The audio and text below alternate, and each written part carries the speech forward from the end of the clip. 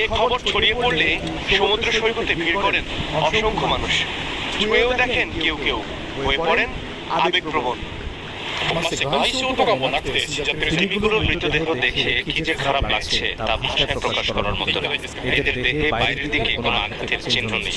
তাহলে কি ধরে নেব এরা এমনি এমনি একটু আগে মারা গেছে? মনে হচ্ছে আমি যেন আমার কাছের কাউকে হারিয়েছি। এই ঘটনা সত্যি হৃদয় বিদারক। ちょっと近いですよ。 খবর পেয়ে তিমিগুলো দেখতে ঘোড়া নিয়ে ছুটে আসেন তাকাহাশি নামের এই ব্যক্তি। তার প্রশ্ন, কেমন করে প্রাণীগুলোর মৃত্যু হলো? いやー、やっぱり動物飼ってる以上 সমুদ্রের নিজস্ব একটা জগৎ আছে, তবে আমার মনে হয় তিমিগুলো আরো কিছুদিন বেঁচে থাকতো। চারটা তিমি একই সময়ে এখানে কিভাবে মারা গেল এ নিয়ে আরো বিস্তারিত জানা দরকার।